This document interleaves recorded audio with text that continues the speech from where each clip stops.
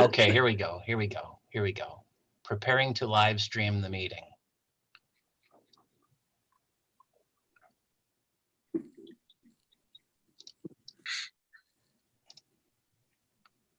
Okay, Just hope the Chairman, wind whenever you're turbine ready. doesn't freeze.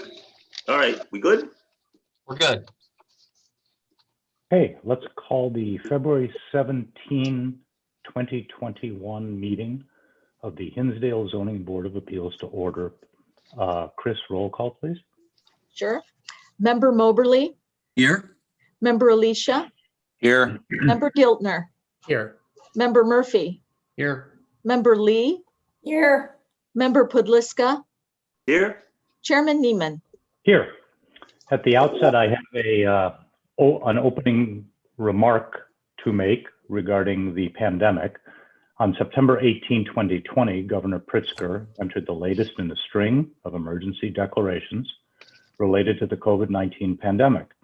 In light of that declaration and consistent with various executive orders entered by the governor and the recent amendments made to the Open Meetings Act and Public Act 101-640, it is not practical or prudent to conduct an in-person meeting. This open regular meeting of the Zoning Board of Appeals of the Village of Hinsdale is therefore being conducted remotely. Public Act 101-640 allows public bodies to meet remotely during the public health disasters, so long as the public is able to monitor the meeting and certain other conditions are met.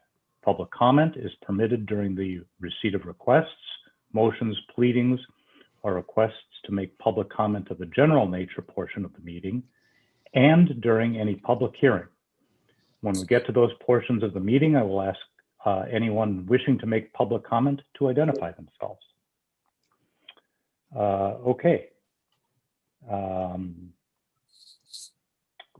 The first matter on our agenda is the approval of our January 20, 2021 minutes. I know that we had some corrections that Tom submitted already. Anyone have any additional corrections or edits to the January 20 meeting, minutes of the meeting?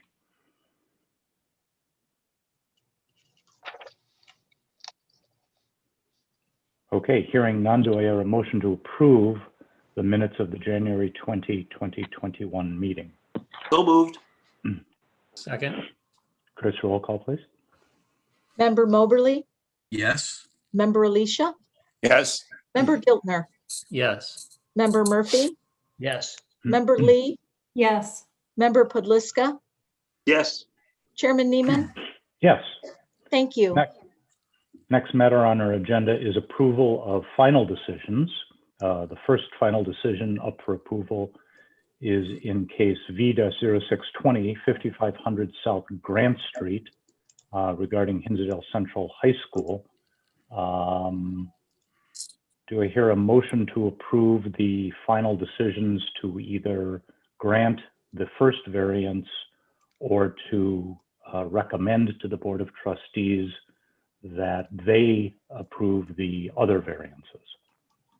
So moved. Second. Roll call, please. Member Moberly, Yes. Member Alicia, Yes. Member Giltner, Yes. Member Murphy, Yes. Member Lee, Yes. Member Pudliska, Yes. Chairman Neiman. Yes. Next matter up for approval of a final decision is in case V-06-20, 5500. Oh, these are the findings of fact and recommendations. Forgive me. I apologize. These are the ones that we're recommending to the board for approval in case V-06-20, 5500 South Grant Street. And for the record, the vote that we just took was just on the one variance that was within our jurisdiction to actually approve. The, as I recall, the four remaining variances are recommendations to the Board of Trustees. That is what we are voting on now. Do I hear a motion to approve? So moved. Second. Roll call, please. Member Moberly, Yes. Member Alicia, Yes. Member Giltner, Yes. Member Murphy, Yes. Member Lee, Yes. Member Podliska, yes, Chairman Neiman, Yes. Next matter on our agenda is receipt of appearances. If anybody wishes to speak to the board on any matter of a general nature or on our preliminary hearings or on our public hearings, if you could raise your right hand, and Kathy, if you could administer the oath, please. Please, all of you that are going to speak, raise your right hands. You and each of you do solemnly swear that the testimony you're about to give should be the truth, the whole truth, nothing but the truth. Yes. Yes. Yes. Yes.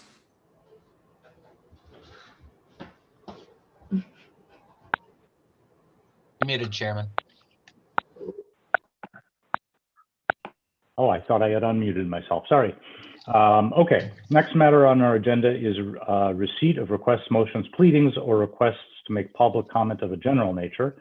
Does anyone want to address the board regarding matters other than those that are up for pre-hearing or public hearing this evening?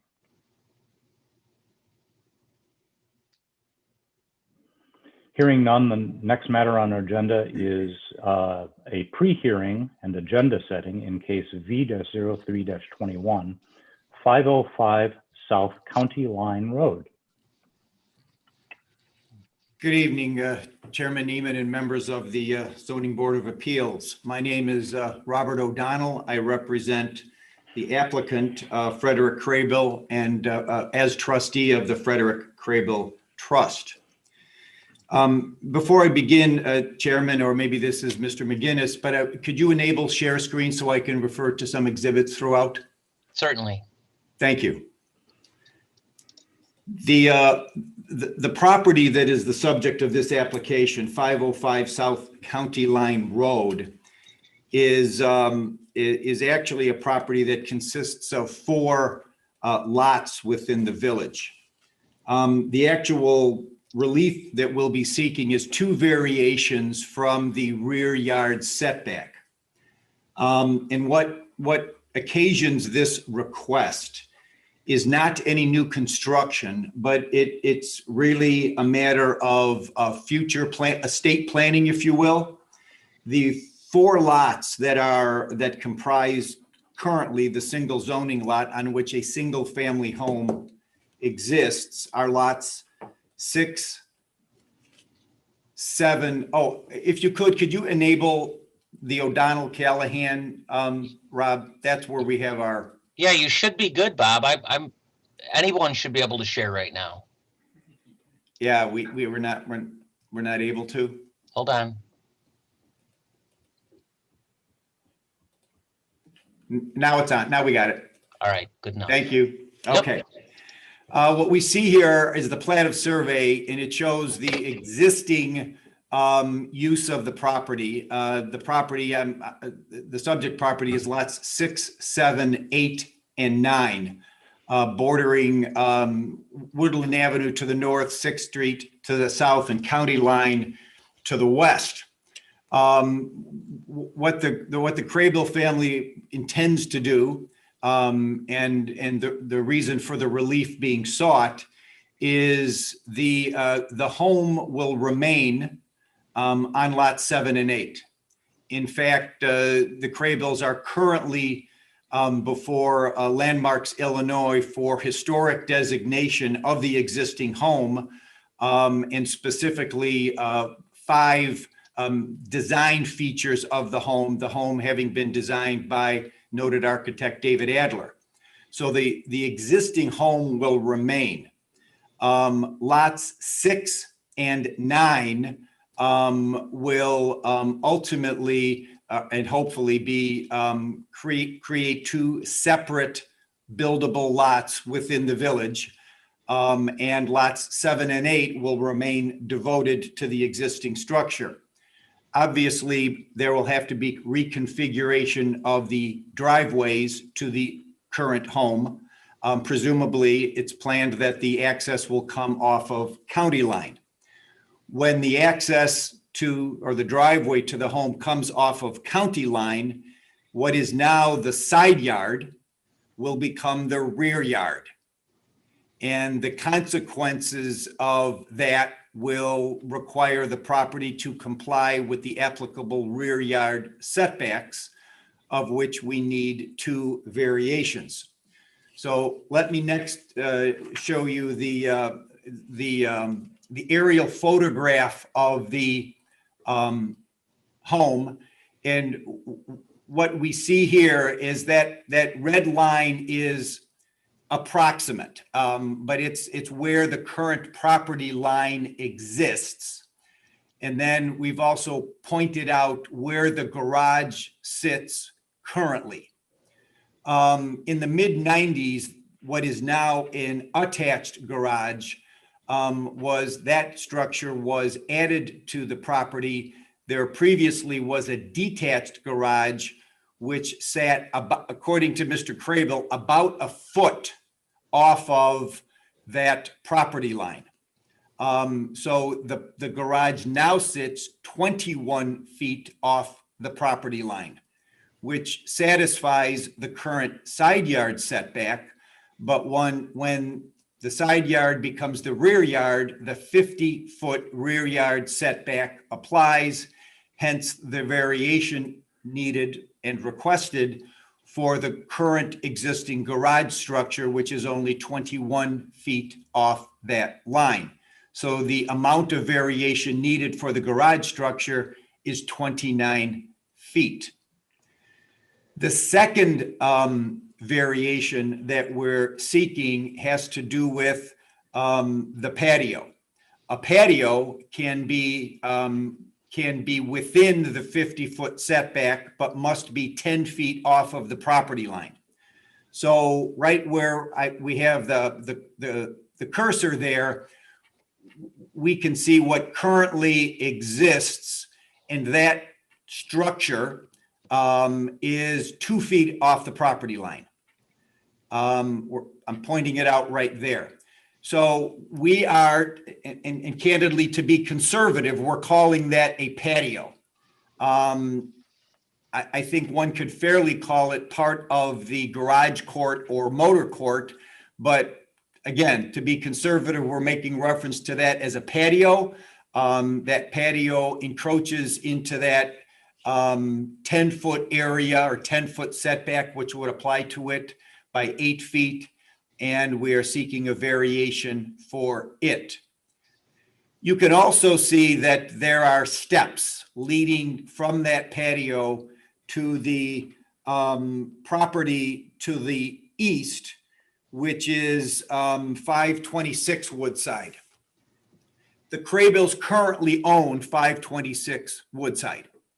So what we would be asking for as a part of our zoning request, not only is the variations, but as a condition of the grant of those variances, if the board is ultimately agreeable to do so, a condition would be at whatever point in time ownership separates, where 526 Woodside and 505 County Line become separate parcels. Those stairs, as you see them depicted there, connecting to what we're referring to as a patio, will be removed. As I indicated, there is no new construction attendant to this request. This request is occasioned simply by as I began my comments, the reconfiguration of the properties, making what is now the side yard the future rear yard of the property.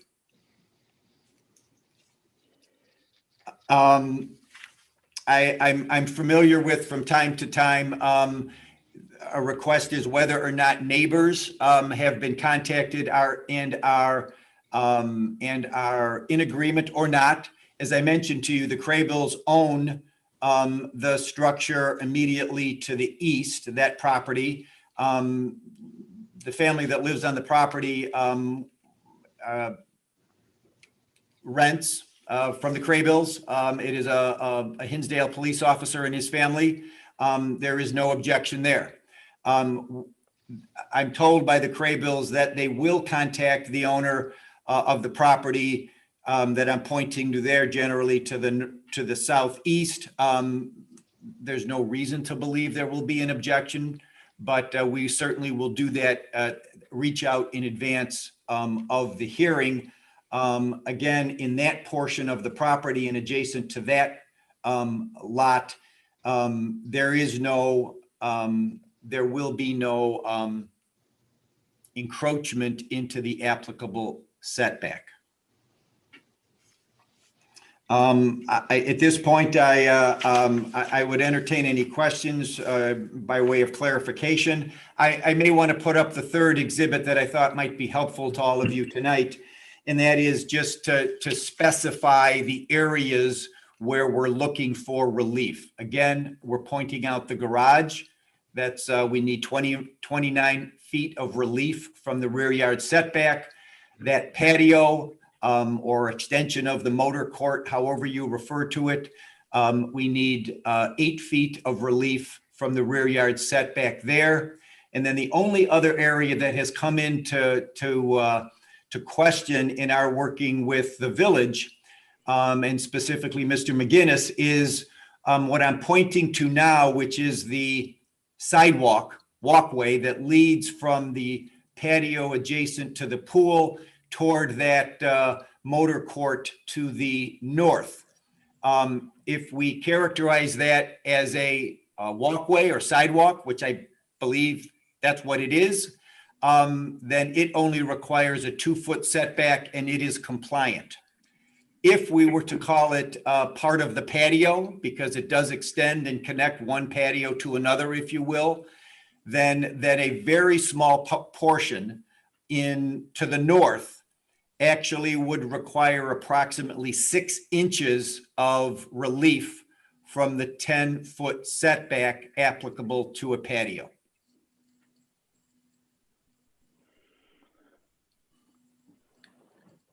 Okay, thank you, Mr. O'Donnell. Are there any members of the public who want to address this matter in pre-hearing?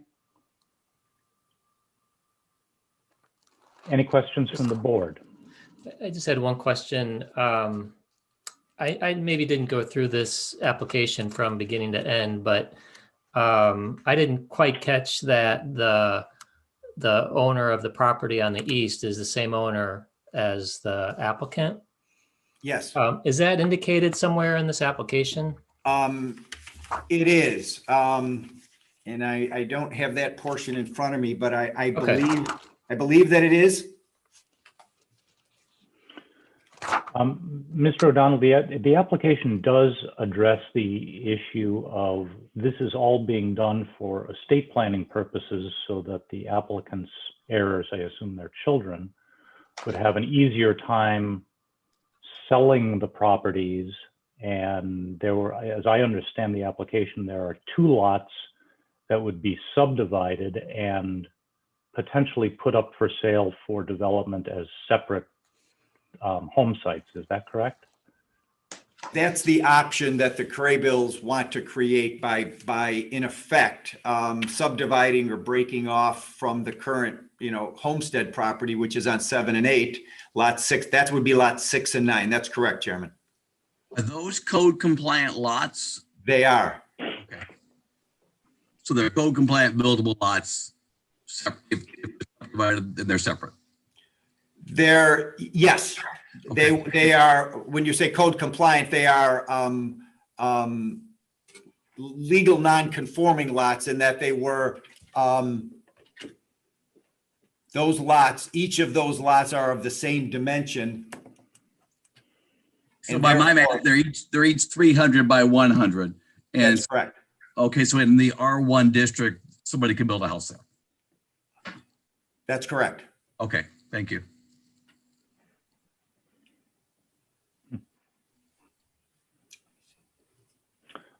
Any other questions from the board?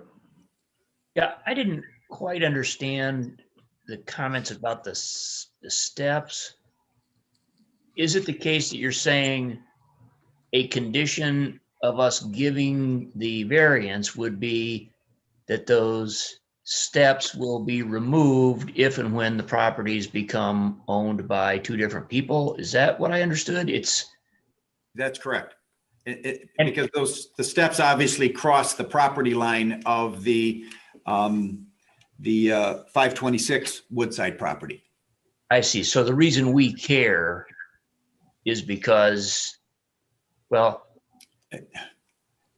I'm just trying to figure out why Yeah, we. well, I mean, I candidly, I'm not certain why you care, but what we're making clear is if the stairs were removed, and that would be the condition, and that would be the condition that we would recommend be included if you were to grant the variance. If the stairs were removed, then the edge of that brick wall, as we're pointing to it right there, the edge of that brick wall that forms the boundary for that patio is 2 feet off the lot line. So the variance that we're requesting, absent the stairs, would cause no further encroachment into that setback. If we were to leave those stairs, then we would need more relief from that rear yard setback because those stairs currently go to and beyond the property line. Okay.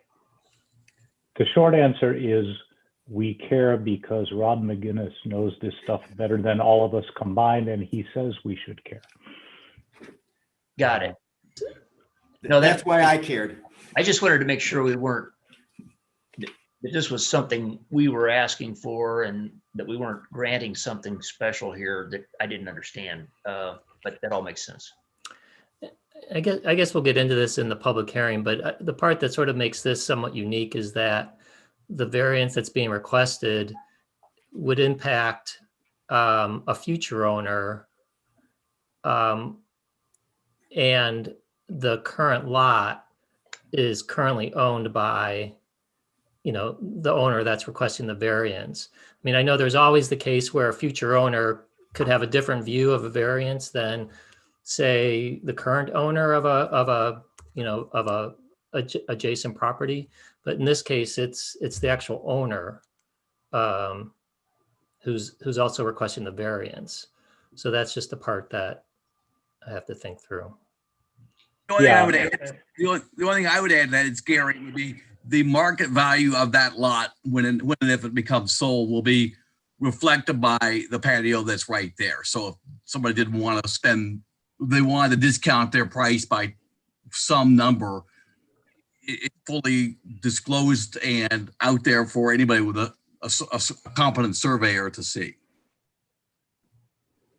But just to be clear, if somebody buys that, there's not going to be, are we going to record something with respect to this property? Because otherwise, when somebody buys the 2 lots that are going to be housing, that are going to have the house on it, if somebody buys those 2 lots and not the other lot, at that point, presumably this obligation has been triggered. But I don't know how they would necessarily know that, or how we would enforce that, or anything else. If, again, if we really care, it seems to me like having agreed to that doesn't really keep it from happening and us not being really able to do anything about it. If I can, what I might suggest possibly as a further condition is not only that the removal of the stairs be a condition, but also that that be recorded, so that when that property is sold, the new owner would know from the outset what it is that they're buying and what that condition is and what's required upon the sale. Okay, well, that would make sense then. If the new buyer knows that in order to close on this and get clean title, they're going to need to move those stairs, then I think that works. Yeah, but I guess for me, it's not the stairs as much as there's no owner here that can weigh in on the variance that's being requested. That's the part that is unique. I don't recall having this come up in other cases. The only thing that I could suggest is by way of response, and if that wasn't the question, then I won't respond. But in this instance, unlike instances where property owners are being impacted by a variance because they own the property adjacent to or proximate to where the variance is being requested, almost invariably, the objection is that there's an adverse impact on a property's value.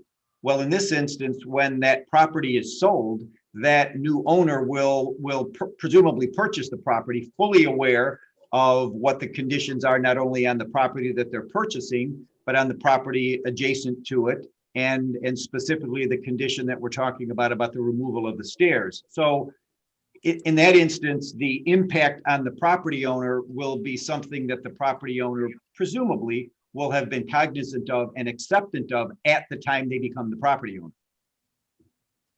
Yeah, I understand your argument.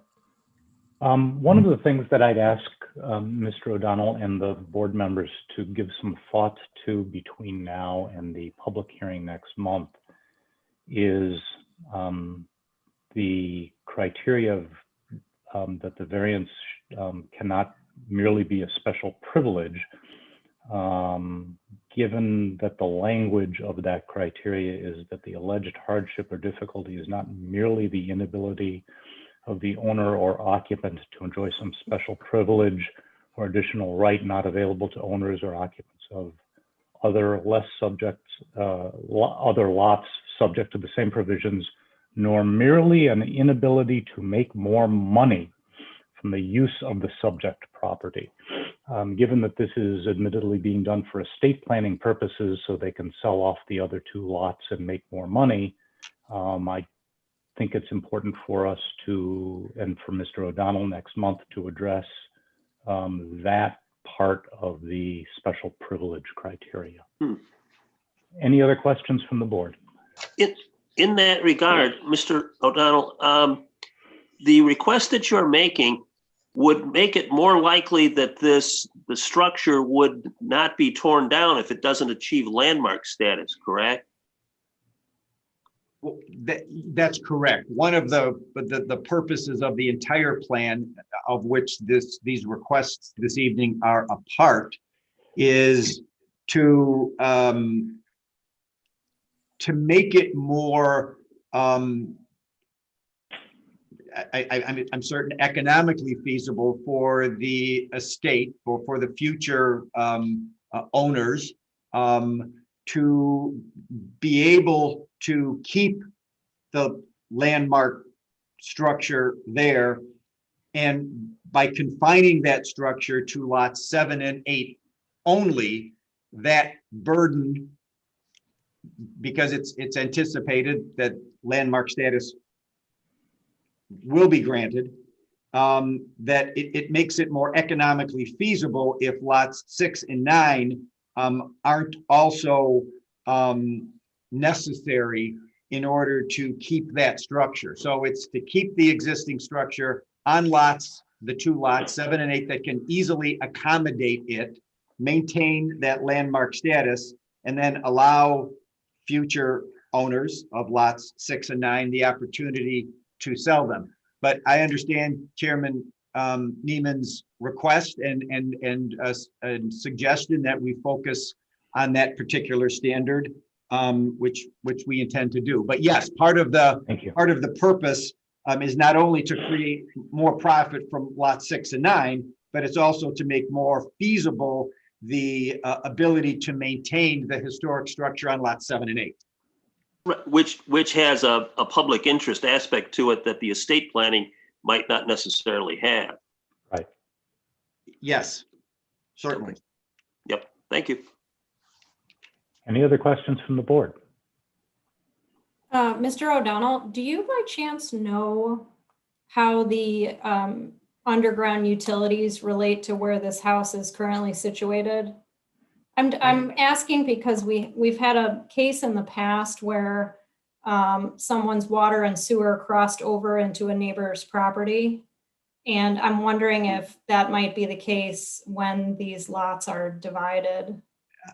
I don't know the answer, but I will when I come back for the public hearing. Okay. Any other questions from the board? Thank you, Mr. O'Donnell. We'll see you next month. Thank you.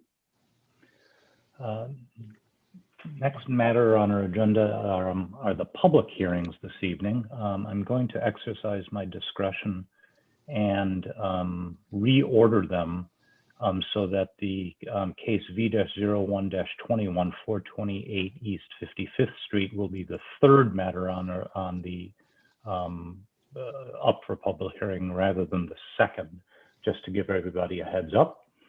So the first matter up for public hearing is case V-07-20, 425 South Elm Street.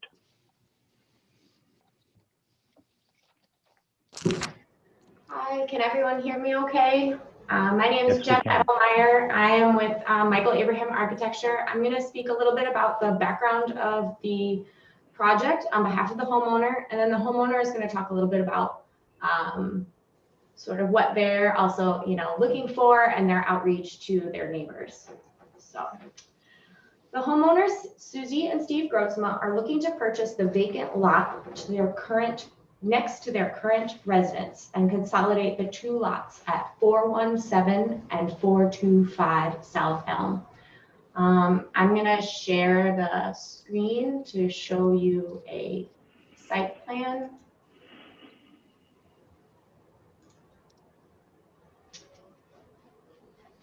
So currently this is 425 up here, as I'm circling. They currently own this property and the house, and this is the vacant lot below it at 417. The existing property line is here. So as a result of wanting to purchase and consolidate the two lots, because of the existing conditions of where the existing principal structure is located, we trigger Chapter 3, Section 110, the bulk space and yard requirements of the interior side yard setbacks. The code reads that it needs to be a minimum of 10 feet or 6 feet plus 10% of the lot width. And we would fall into the latter category, as it would be the larger number. The existing property at 425 South Elm currently meets the zoning requirements for an R1 residence. They're currently under the coverage. They're currently under the building coverage. They are slightly over on FAR, but that is due to a previous owner putting screens in a porch. That is how they purchased the home. So that's sort of, as the house stands now, it meets its setback requirements from the front and the sides. But as soon as they try to consolidate the lots and the excess width that we're adding to the lot, we have a much larger number. So the homeowner has purchased the house. They've been doing interior renovations for 2 years. They've replaced all the windows. They're looking to stay. And so this property in which they're trying to purchase is to help kind of make this their forever home and create a bigger space for them. So this issue arises when we combine the two properties. And the width of the new minimum interior side yard setback is 15.38 feet. But the existing house as it sits is 9.55 feet off that interior side yard setback. We're not looking to do any new construction. We are here to request relief for 5 foot 10 inches for the house to remain exactly where it is. We are not doing any renovations or modifications. It's just so that we can consolidate the two lots together. You want me to do the standards now? No. Susie and Steve, do you want to say a little piece? Yeah. Thanks, Jenna. Can everybody hear me okay? My name is Steve Gretzma. I'll go ahead and speak. As Jenna mentioned, we've owned the existing residence at 425 South Elm since November of 2019. We've been, I would say, completely and extensively, lovingly renovating the inside of that house as well as the exterior since that time. We're hoping to move in within the next 60 days. And the adjacent lot next to us, 417, is not a large lot. It's currently owned by a builder who had planned to build, potentially a 5-bedroom new construction spec home on it. We really like the idea of being able to consolidate that lot with our existing home and give our children, we have 3 young children, 5 years old, 3 years old, and 1 year old, a great forever lot for them to grow up on, and keep it as more open green space, and quite frankly, not overbuild it, which we think it would have been done otherwise. We have reached out to all of the neighbors, everybody obviously required by the public notice, as well as some others just nearby that we felt, we wanted to notify. We did as much as we could, I would say, in this COVID environment without trying to bug everybody.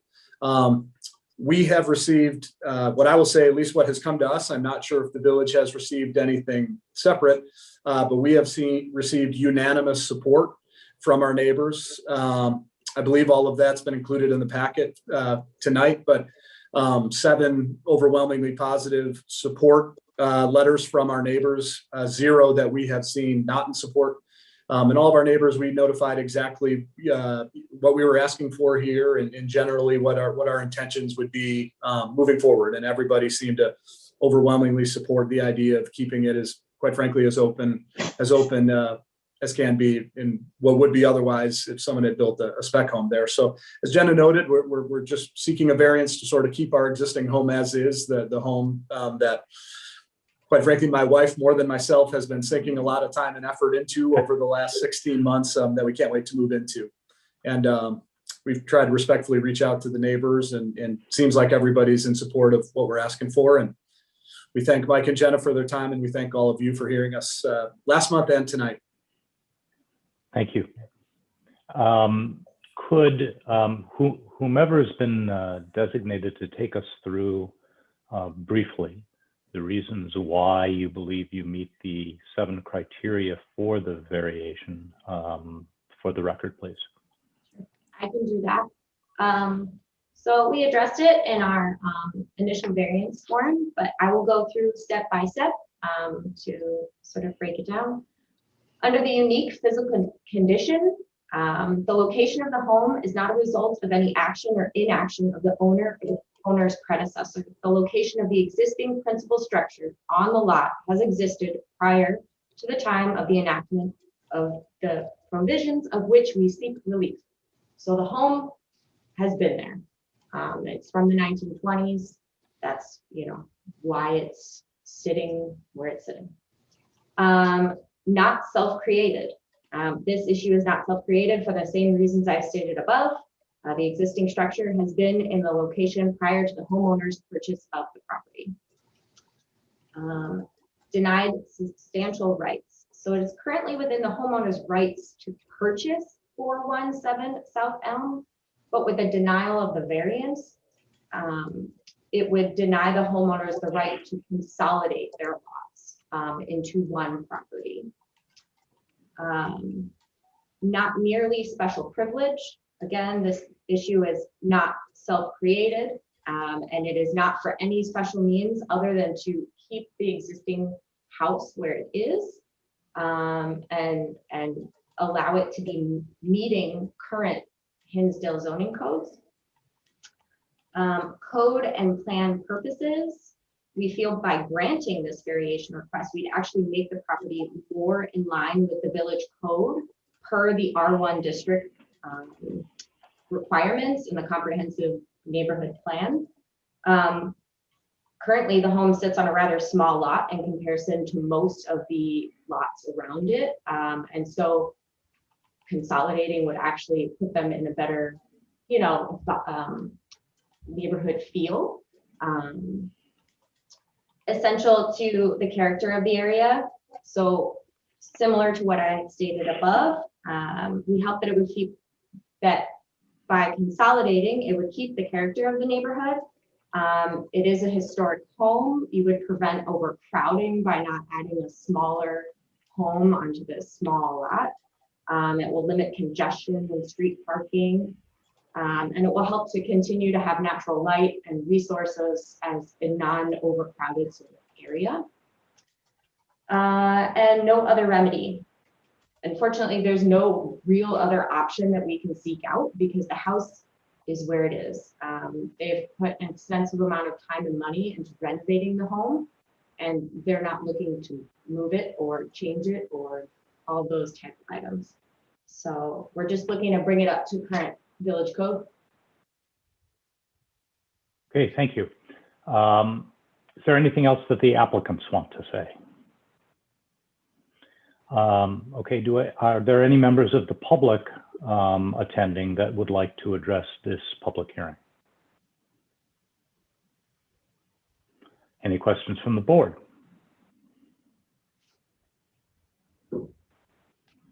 Anyone? This is not a question, it's more of a comment.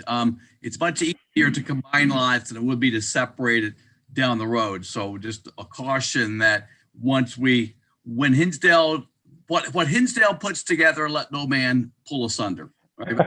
Chop it all up. But if you want to change your mind in 5 years, it could be that they say no. And I've noted, and I don't think that we ever would be able to split this again. Jenna, correct me if I'm wrong. I'm not sure this is relevant for this topic either, but the lot that we are purchasing under contract to purchase is too small to split back into a buildable lot, quite frankly. So this is a permanent solution for us. Yes, currently both lots, both 417 and 425 are technically non-conforming based on R1 codes. By combining them, you would just be making a closer non-conforming lot. It's still technically non-conforming as one lot, but it is much more in line with the R1 district than they are individually. There was a house on that lot previously, is that right, that was torn down? It's been a while. Yeah, my understanding, it was a small home that was sort of, I don't know if decrepit was the right term, but they had flooding and mold issues and was torn down and has been owned by the builder for a handful of years.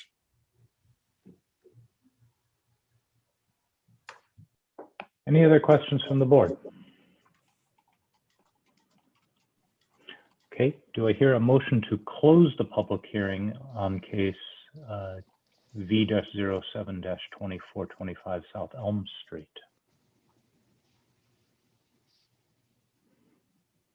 Somebody make a motion. So moved. Somebody second it. There you go. Roll call, please.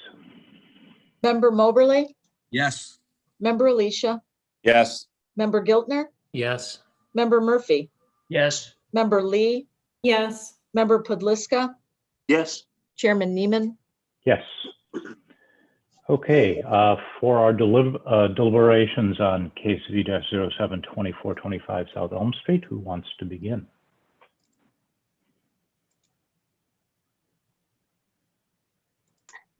I would be in favor of granting the request for a variance.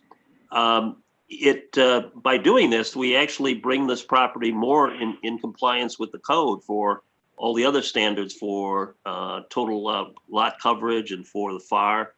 And particularly because this isn't a request where we're changing the location of the house or moving the property in some manner. It simply accommodates bringing this lot together and facilitates having more open space for this lot. I would in favor of approving it. I agree. It's Tom Murphy. No, I agree also. Okay, any board members have any other views, different views, any other deliberations we should engage in? I think this is an easy call too. Okay, do I have hear a motion to approve the variance request in case V-07-2425 South Elm Street? Motion. So moved. Second. Roll call, please.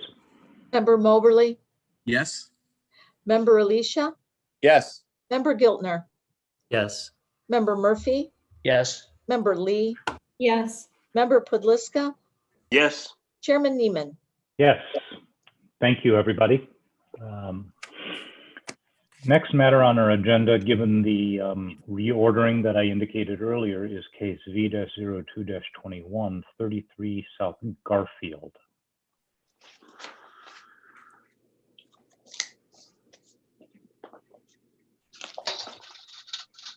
Good evening. I'm going to Evening. share my screen real quick.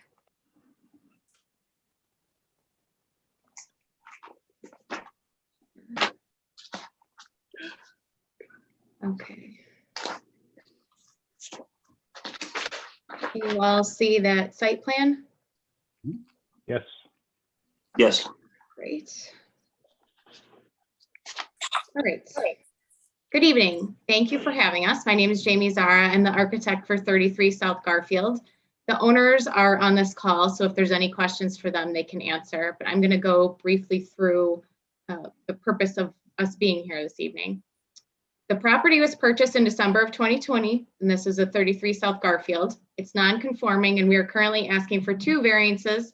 One for the existing maximum lot coverage, which is section S-111, and a second for the reduction of parking on the property, which is sections 9-104, J, A, and C. The main building on the property is currently utilized as an office. Based on the square footage of the main building, we're required to have 6 parking spaces to accommodate the offices. The residence was a former barn. Considering that it's a residence now, it requires 3 spaces. So the property is required to have 9 parking spaces, but based on the site plan, we can only accommodate 4, one including a handicap parking space. So we are asking for a variance for the parking and for the maximum lot coverage, which should be 80%, but based on the current conditions of this property, it's 86.3% of this property is impervious. I wanted to discuss the standards for the variation that were provided in the application.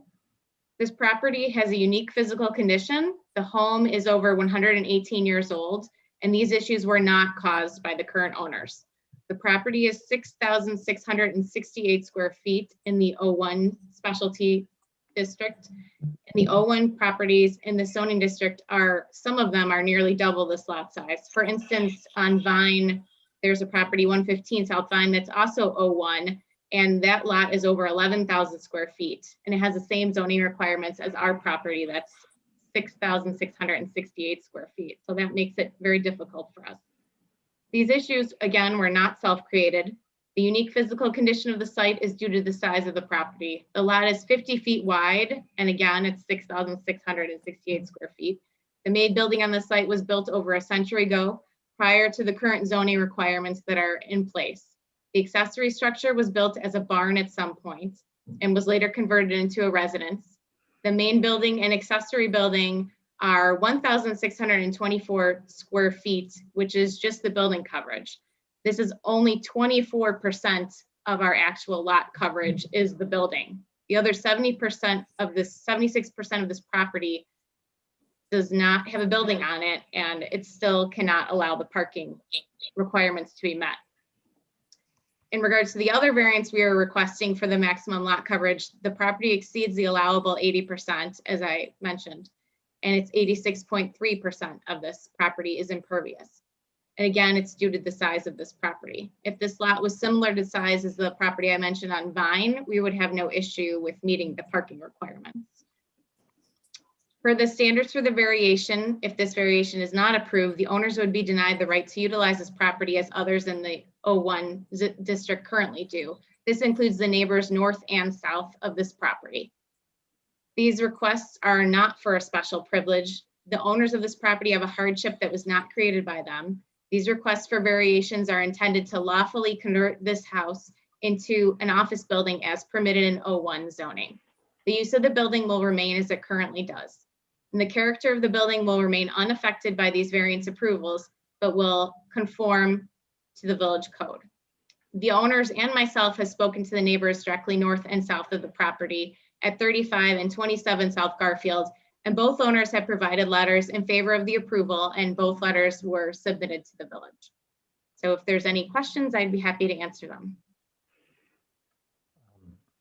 What type of office is going to be moving in, if you know? So it will be the same tenants that they currently have, which is an attorney, investment broker, and a naturopath.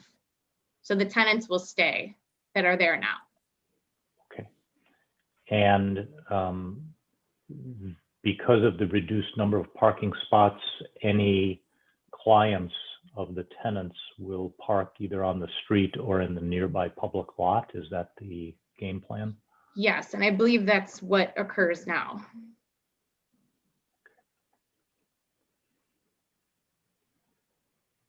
Okay.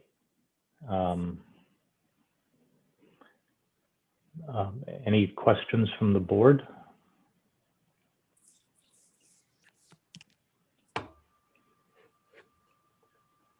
None? Okay. Are there any members of the public that want to address this variance application?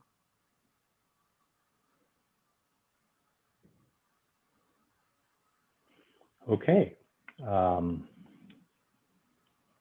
Do I hear a motion to close the public hearing in case V-02-2133 South Garfield? So moved. Second. Roll call, please.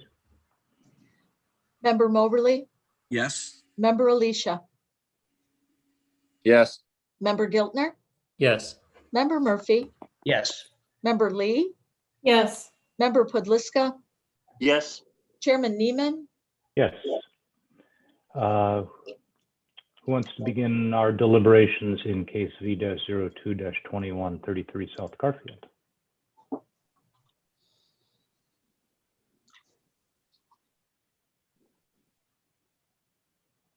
It's a talkative group tonight. I'm in favor of it. I go by the building today and there's just not much room to put parking spaces there. It's not really necessary. Actually, I found parking on the street. So it's even with all the snow and whatnot. So I'm okay with granting this variance. I agree.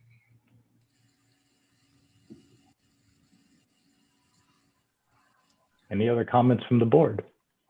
I agree, but now let me just verify here. We've got final authority on the parking spaces, right? But the rest of it has to go as a recommendation to the Board of Trustees, to the village board. Sorry about that. Yes, that's correct. The ZBA has final authority on the parking. The problem is that you don't have final authority on total lot coverage. Okay. So I think I would be in favor of approving the parking spaces request. I'd also be in favor of recommending to the village board that the approval of variance be approved for the structure itself as well. I think it's important to the character of the community that we try to maintain a building such as this. And that would be the principal reason I'd be in favor of continuing to have this structure available for use as an office building to preserve the structure and to preserve the atmosphere that it creates in the community. Do I hear a second to that motion? Second. Roll call, please. Member Moberly, Yes. Member Alicia, Yes. Member Giltner, Yes. Member Murphy, Yes. Member Lee, Yes. Member Podliska, Yes. Chairman Neiman. Yes, thank you.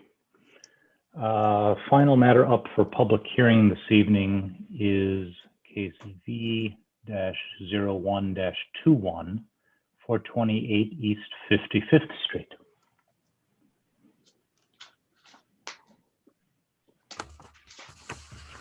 Good evening. Good evening. Good evening, Mr. Patel. How are you? Good. How are you guys? Well, thank you. All right.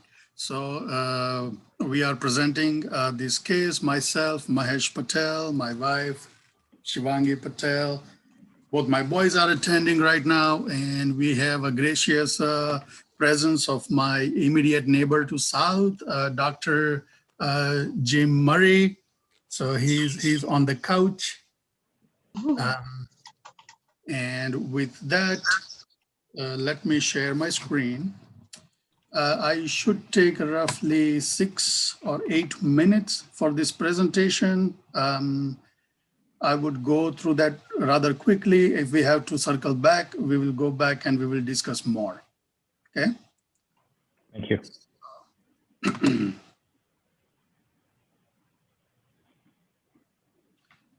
All right, you able to see my screen here? Yes. Okay. So anybody who is looking at it for the first time, this variance request is for us to be able to build a house in our vacant lot. The vacant lot resides behind our present house, that is 5500 South County Line Road, and the location is at the cross section of the 55th Street and County Line Road. And in order for us to be able to build a custom home in the vacant lot, we need variance for total lot area, lot depth, and front yard setback. And I will go through this presentation using the format that we have provided, the standards for variation. The first item is a unique physical condition, and that does truly apply to this lot. 428 and actually 5500, both these lots are oriented 90 degrees compared to most typical lots. They face 55th Street. And as a result, my required lot width and lot depth are swapped. And as a result, I do not have the required lot depth. The lot 428 is 148 feet wide and 82 feet deep. A typical like minimum lot required in R3 is 70 feet wide by 125 feet deep. So individually, this lot is above that number, but because of its orientation, it's considered short. In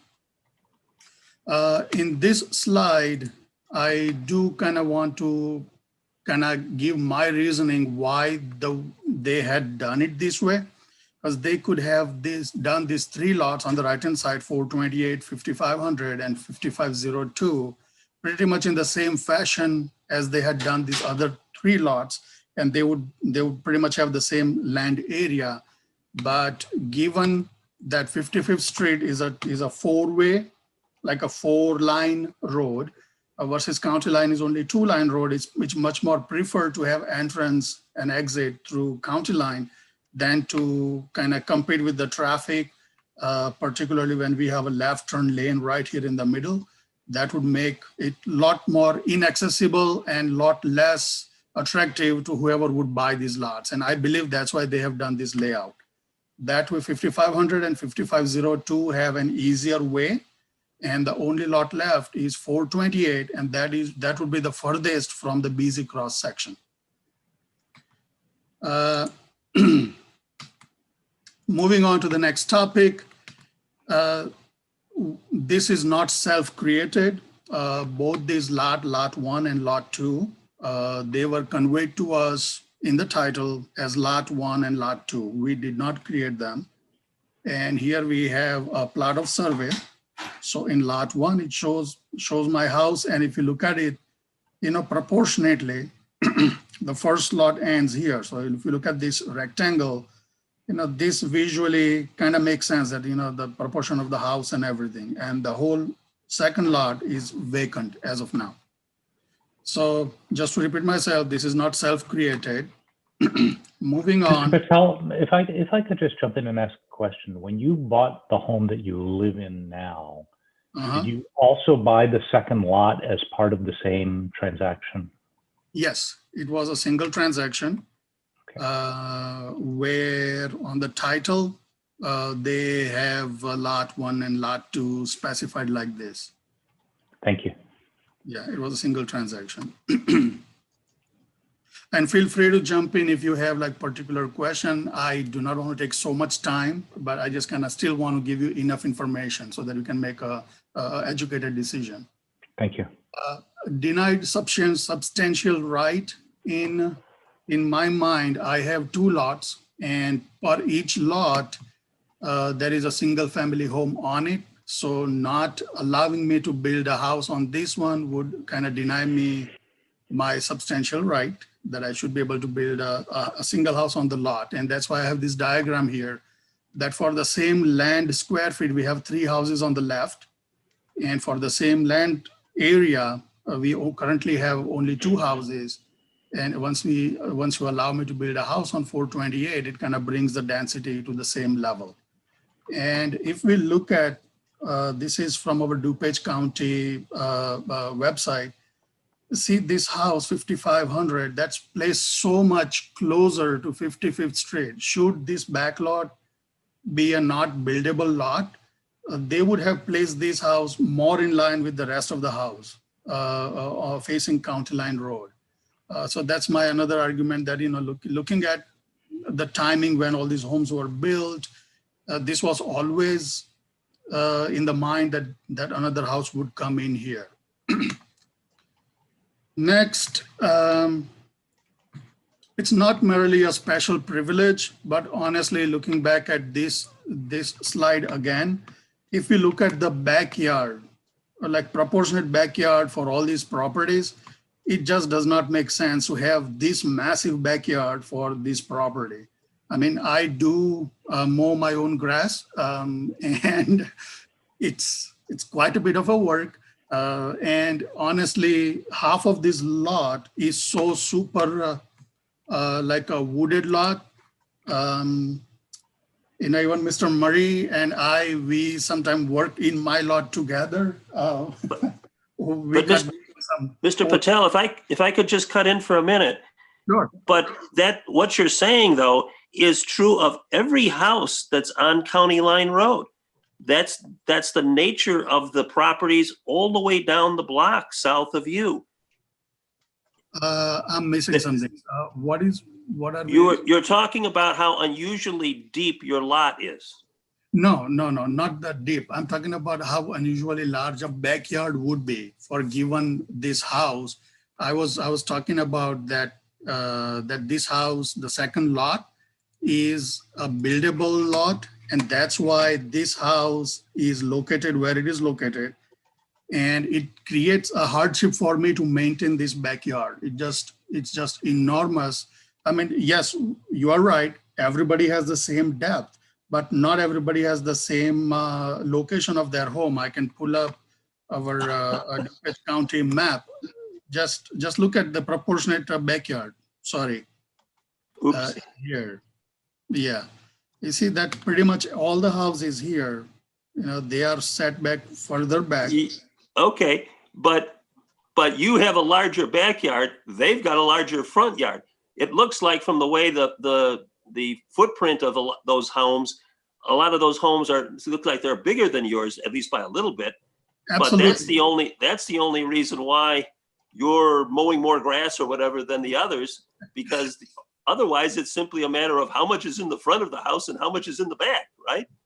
I understand, but okay. So here is another thing, that homes, they are facing 55th Street. If we look at the proportion of the lot sizes, they are generally smaller lots, okay, because of the economic reason, right? A $1 million home probably doesn't justify on this location when it is like, very busy traffic and you have difficulty getting in and out. All these other homes, they are on a premium location, right? This is very desirable location where we have massive homes, right? So what I'm saying is that these 2 lots, they are rather comparable to these lots facing 55th Street rather than comparing it to the other homes. Well, Mr. Patel, let me just cut in there for a second as well. That's sort of true, except as I'm looking at this, the three lots that are at 5505, 420, and 424, they take up the same area as your lot and the lot to the south of you, right? Yes, combined. Okay.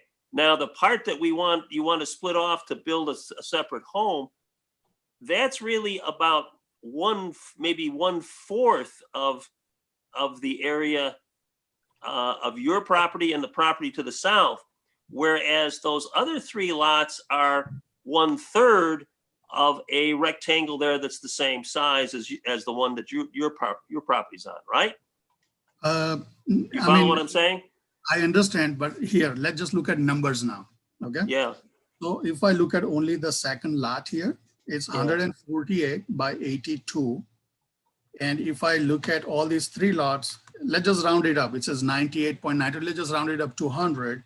And their depth is 142. So these lots are very close to 14,200 square feet, right? Yeah. Mine is north of 12,000. Let me bring it back up. So it is not that much short. This one came up in our initial comment. So I did look at the numbers. So let me bring my presentation back, and that's where our numbers are. Okay, so my other neighbor's lot, they are like 14,200 square feet-ish. And they are also less than 15,000 that is required for the lot area in R3. And mine is 12,136. So it's not. What, Mr. Patel, what did you say the others were? 14,200. 14,200. Okay. Okay. And this one is 12,136. Right. Okay, thank you. Yeah, visually it kind of doesn't look that obvious. That's why I kind of pulled the numbers this time. All right, let me continue. Here we are. So it's not only a special privilege, it would actually also help me with all these, because right now it's a nuisance, and some of these trees and the overgrown stuff, I mean, it's not really pretty.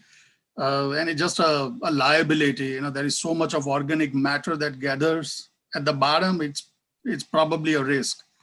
You can hire landscapers to clean all that up if you want to. I mean, everybody has the right to do that. I agree. So let's move on to the next topic here, the code and plan purposes. Other than the three variances that I'm asking for, the new house would meet every other zoning requirement as well as the building code. And in terms of essential character of the area, it is not detrimental to the public welfare. It does not impair light and air to any of my neighboring property. It does not increase any congestion on the road. I have designed enough parking within the property's line so that if there are any visiting neighbors that they would park inside. It does not unduly increase the danger of flood or fire. It does not unduly tax public utilities, or in general, it does not endanger the public health or safety. Mr. Patel, let me stop you there for a second. On the issue of public safety, what I'm concerned about is that this house is going to the driveway is going to have to go right out there onto 55th Street. Now, we've talked about the possibility of putting in a circular drive, but that may or may not happen, I think, right? Because, Rob, that's a decision by the county as to whether or not to allow the cut into the curbing. Is that right, Rob? That's correct. Yeah, that would ultimately be the location of the curb cuts, and the number of curb cuts would ultimately be a county call. Okay, so that may or may not be possible to put in a circular drive, which then could subject the homeowner to having to back in or out of that onto that busy street.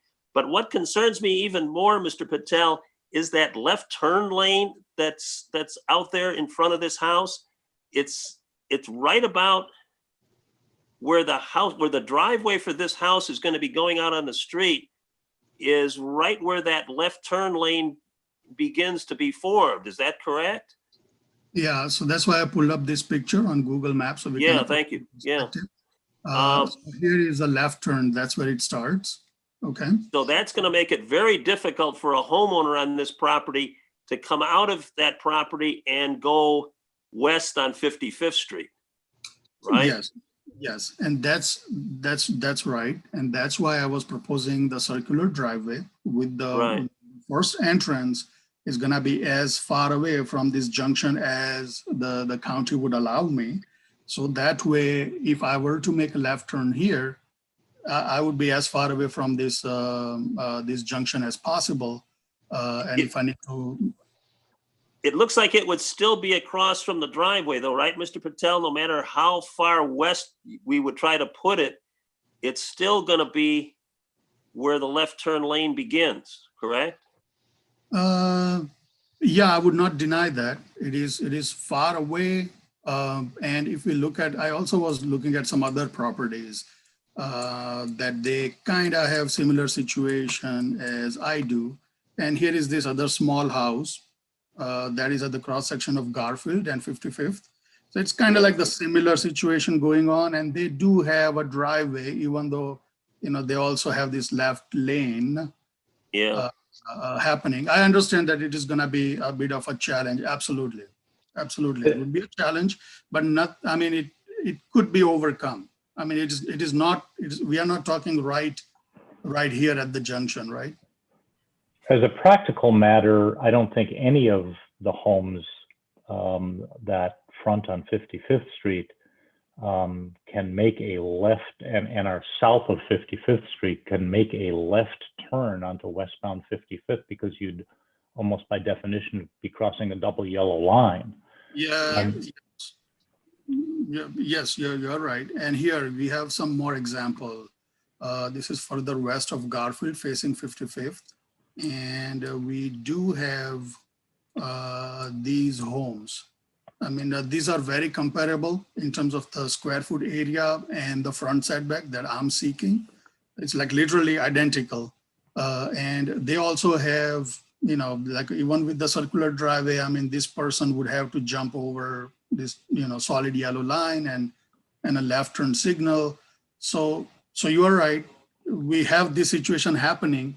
And that's what I was kind of referring back to, that, you know, homes facing 55th Street, they are a bit smaller lot area, because it's not like totally premium area of Hinsdale, right?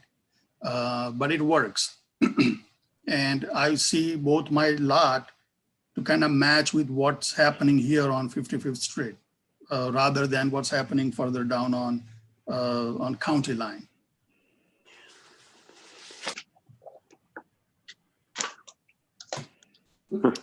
I had a question. Rob, maybe this is more for you.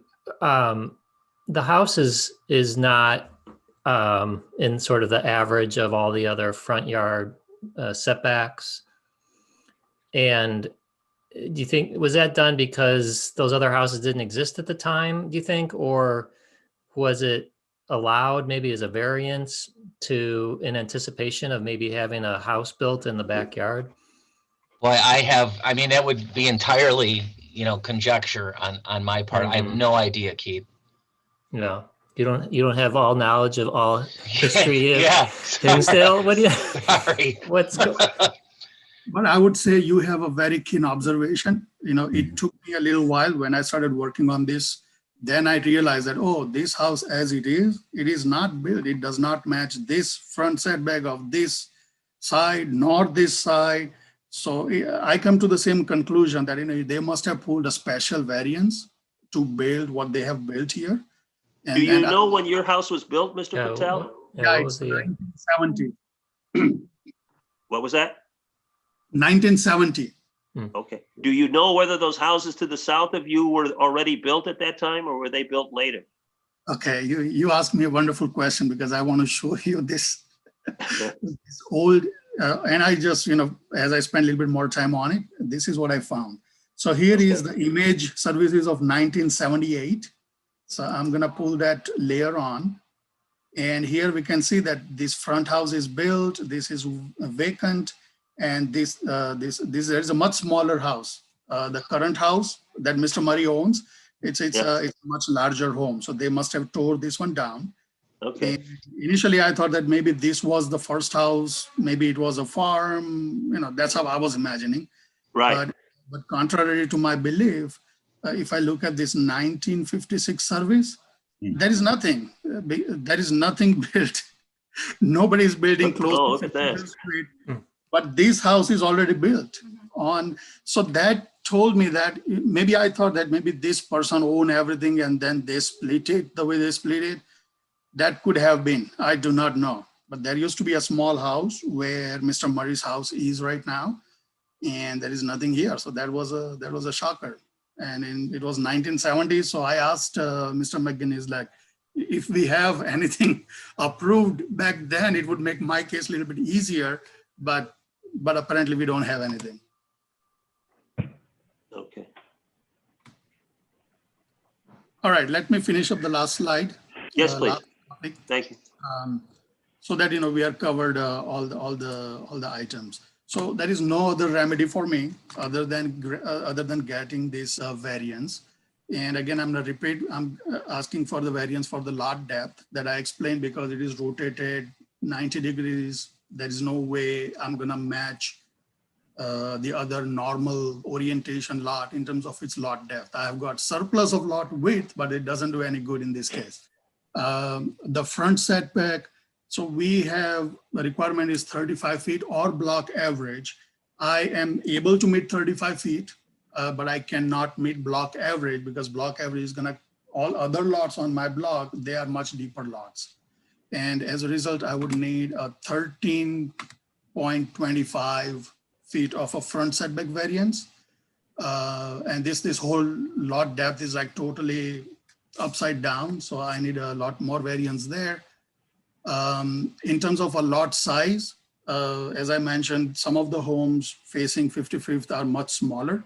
And I pulled some of the numbers for you. These are the addresses. And this is their area. This is, look at this house. This is 12,204. This is like 70 square feet more than what I have. Okay. So that is it. And in summary, if you would allow me to build a house, that would be very awesome for my family. Mr. Murray is on board. He is also excited. I spoke with my adjacent neighbor on the west side. He's traveling, so he could not attend this call. Otherwise, he was also on board. I did get a couple of phone calls from people who got my mail, registered mail. And then I explained them what's going on. And, so far I haven't heard any objections or any issues. And that's all I have. Thank you.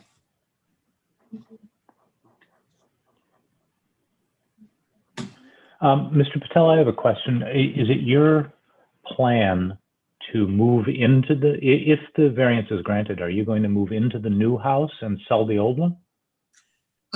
Yes, that is the plan. And this is what we have designed. It's going to be a 4-bedroom house. And yes, we would definitely move in, and I would keep this property.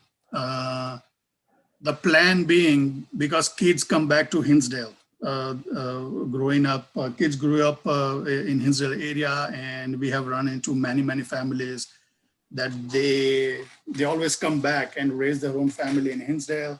So, for now, my vision is to keep my current house, probably rent it, but keep it in my possession. Unless it becomes, my older one, he's on his way to college in a year. So if he goes to MIT, I might have to sell it. If he goes to Urbana, send him to Illinois. Okay. Did your neighbor want to address the board, or are there any other members of the public who want to address the board? Okay, let me pull this one down and extend this so he can probably see a little bit better.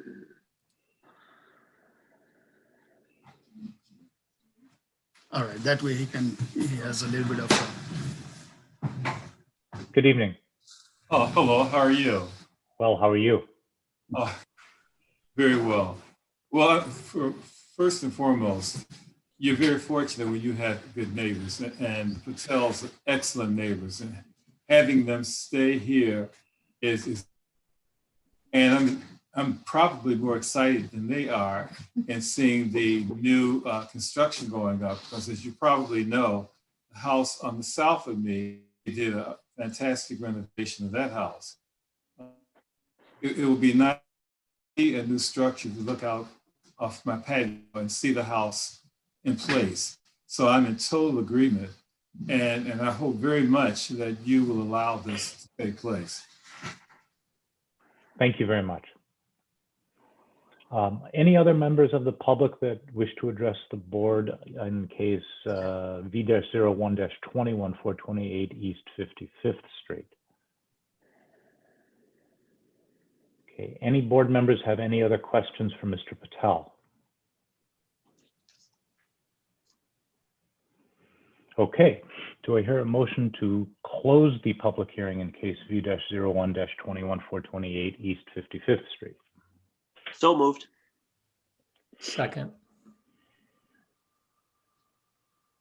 Roll call, please. Sorry. Member Moberly, Yes. Member Alicia, Yes. Member Giltner, Yes. Member Murphy, Yes. Member Lee, Yes. Member Podliska, Yes. Chairman Neiman. Yes. Okay. Which board member would like to begin our deliberations in case V-01-21 428 East 55th Street?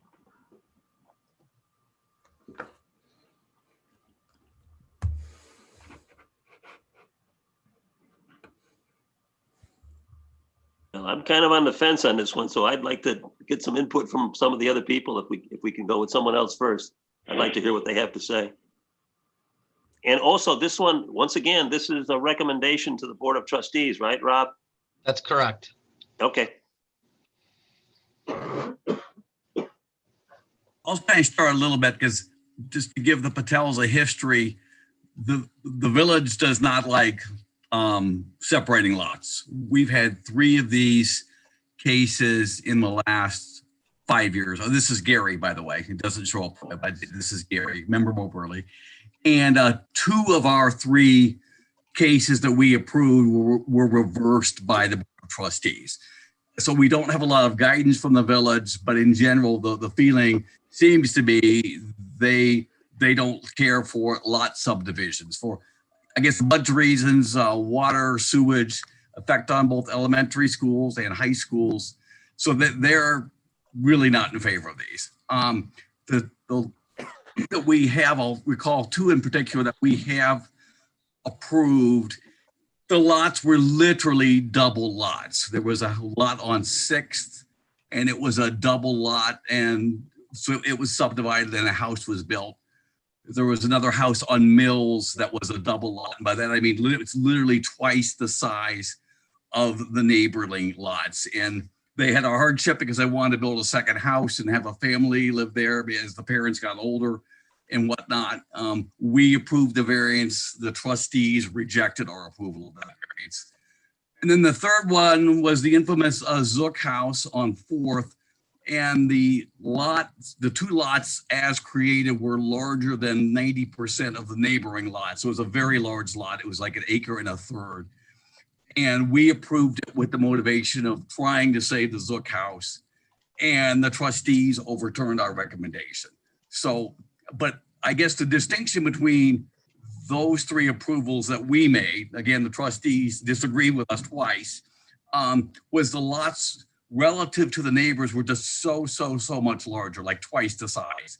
So I see here you've got you've got the same depth as your neighbors at 5502, 5510, and 5512 on county line. Your lot is wider, but it's not the magnitude of width. It's not twice the width of the neighboring lots. So I'm concerned that this meets a true hardship. It'd be nice to have that other house there, so you wouldn't have to cut the big yard and that sort of thing. But I question if it truly meets hardship criteria that we have to follow, all cases have to follow in order to get the variance approved.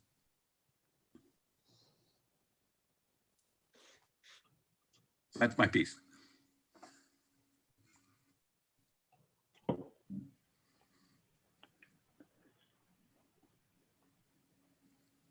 Who wants to go next?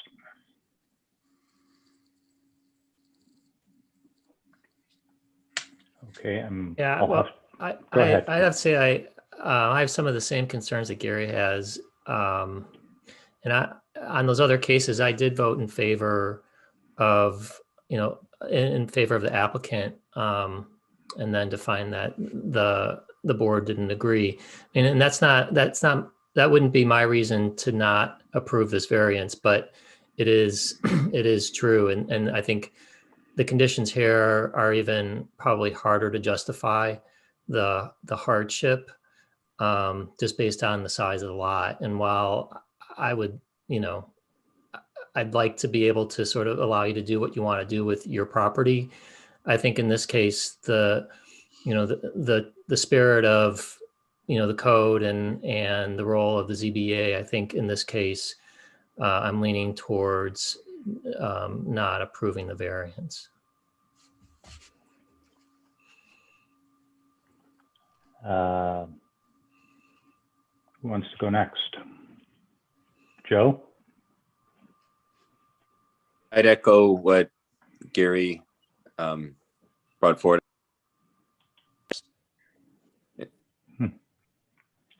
Tom? I'm sorry, Rob. I think it was on mute. Could you hear me? Yes. Yeah. Okay, I'm sorry. It's a lot of buttons today. What I was saying is I echo what Gary said. I also, in the past have voted in favor of the applicants, but I think the situation is a little different. Tom? Yeah, I sort of have the same reaction.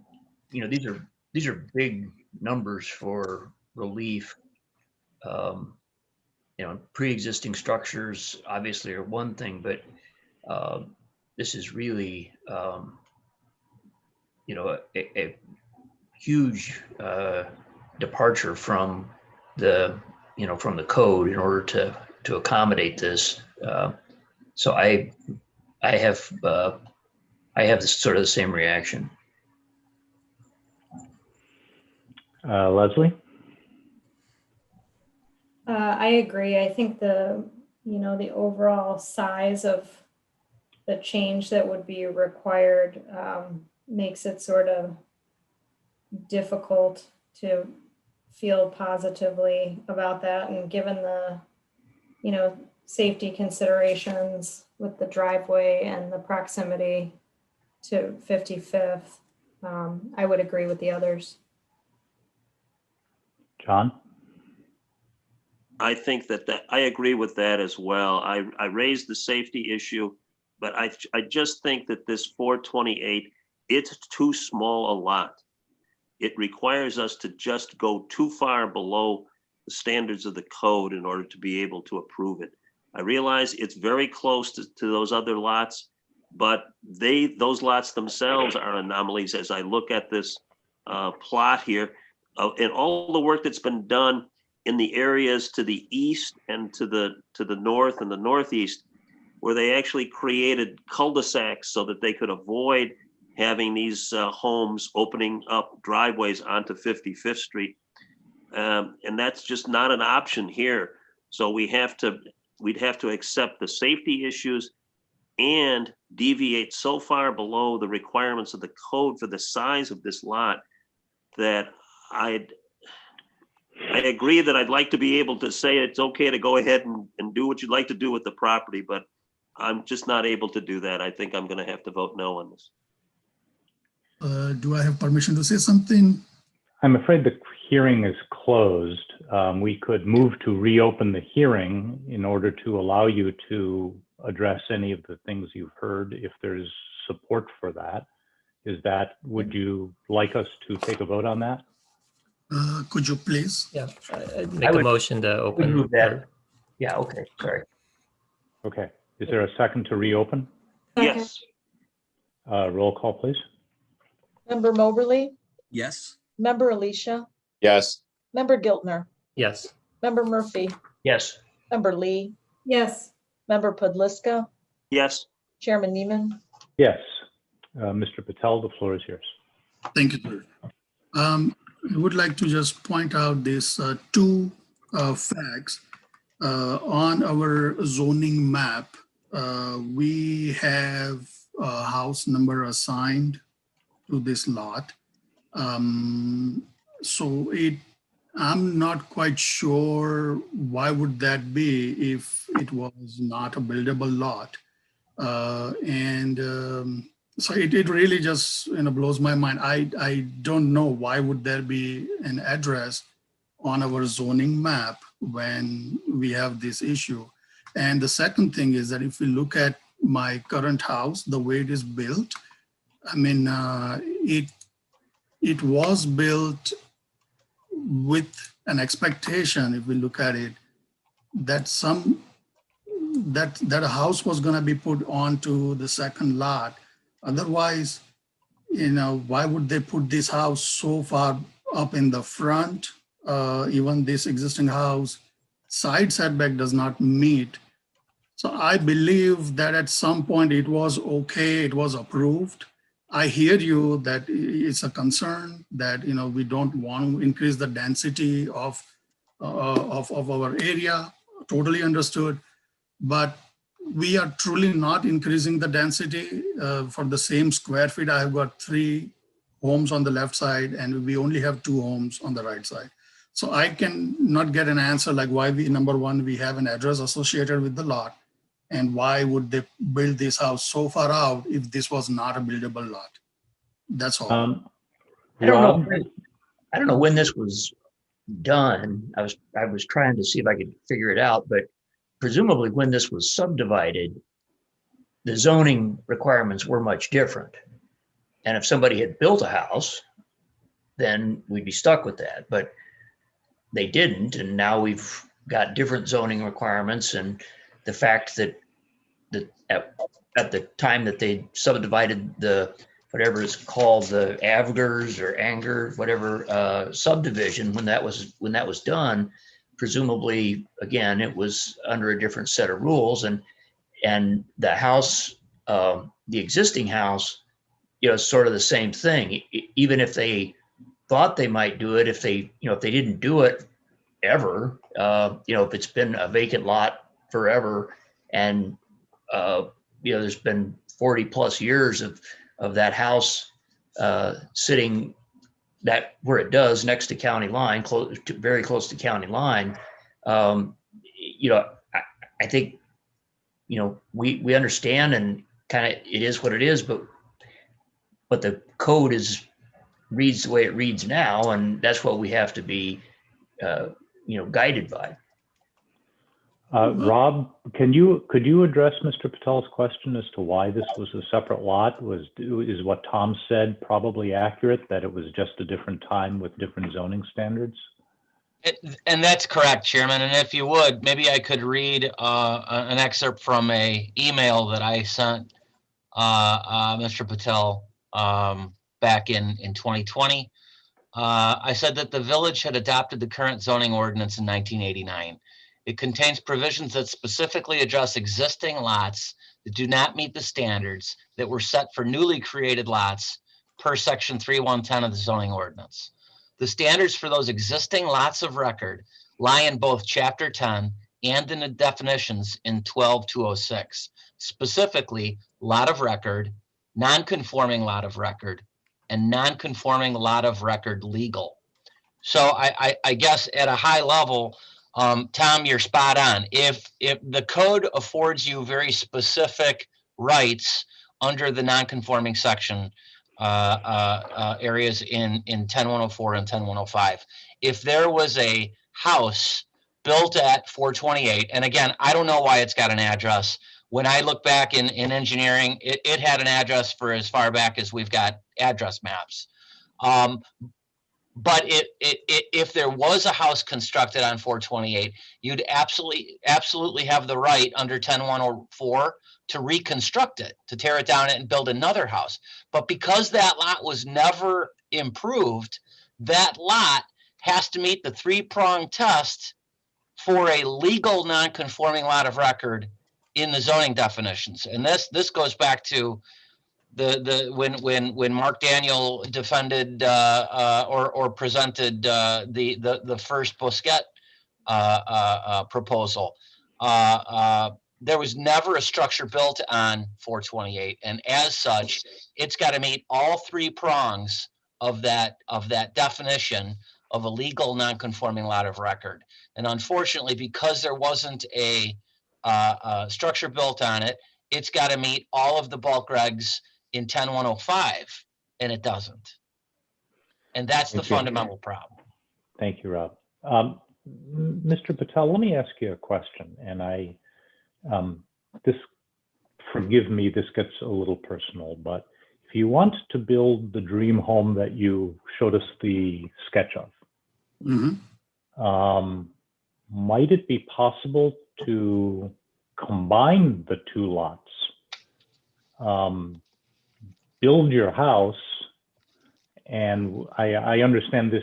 There are different economics of doing that. Now you're paying a lot more in property taxes, and you'd have to find somewhere else to live for the year when the house is going up. But I'm wondering, given what you've heard from the board, whether that would be an option. You don't have to talk about that, but as you can tell, we're struggling, more than struggling with this one. And one of the reasons is usually we're dealing with variance requests of 10 feet or 15 feet or something relatively minor like that. You know, on the total lot area, you need 2,864 square feet of relief. On the lot depth, it's 43 feet. And in the front yard setback, it's 13 feet. That's generally more than we are used to granting. And that's part of the reason I think we're having an issue here, as much as we try to find a way to allow homeowners to do generally what they want within reason. I hope you understand that that's the reason that the board members have raised some of these issues. No, I understand. Okay. Yeah, I understand. And, you know, in terms of the economics, it does not make sense to tear down my house and combine the lot and build a bigger house, because at the end of the day, this is on a very busy cross section. Both this property would have a certain cap. Before that, the buyers are going to walk away and they're going to look at probably a more quieter part of Hinsdale if they are attracted to Hinsdale. And that's why I keep on saying that, you know, the second lot, we got to kind of keep that in context with what's happening on 55th Street. The house is facing 55th Street, right? And as a homeowner, in my mind, I look at the survey. If I look at the title, the way I read it is that, okay, I've got two lots. And the second lot meets very closely with other lots where there already exist homes. So I understand that three-pronged test and the legality part of it, I hear it, but it does not sound fair to me. If I simply look at my plot of survey, the front house, the way it is situated smack in the middle, very proportionate front yard, rear yard, you know, everything satisfied. If I run my numbers, zoning numbers on my front house with its front lot, everything checks out okay. We are not over anywhere. And I believe that I'm having this hardship is because of something that I did not do. I did not subdivide, or nor did I land plan it to be at a 90-degree angle that would swap my width to depth. And obviously it's a huge number. I understand that. But I do not see how I am at fault, and I would not be allowed when we have an address associated with it. It matches with what's happening on the 55th Street, and it kind of works with the economics. No builder is going to buy this 2 lot and tear it down and build a McMansion here, because nobody would buy it. Only 2, smaller size homes. That's the only thing that can justify this land. And if we don't build anything on this land, it's just gonna sit like this. Again, it's a hardship on me. Not only that, like financial as well. If I could build a house and keep this front house, obviously it's a wonderful situation. So no, to me as a homeowner, it does not sound fair when you deny me to build on what, to my mind, looks like a reasonable request. Thank you. Do any board members have any additional questions for Mr. Patel? Okay, do we have, is there a motion to again close the public hearing in case V-01-21 for 28 East 55th Street? So moved. Second. Roll call, please. Member Moberly, Yes. Member Alicia, Yes. Member Giltner, Yes. Member Murphy, Yes. Member Lee, Yes. Member Podliska, Yes. Chairman Neiman. Yes. Any board members want to deliberate further?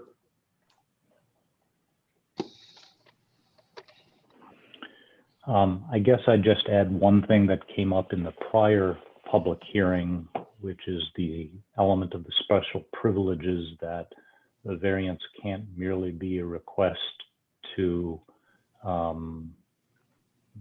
make money off the property, and selling the lot, it seems to me, raises that question as well. And as gracious as Mr. Patel and his family and his neighbor have been in coming before us and presenting the arguments, I think I am in agreement with the other board members. Do I hear a motion?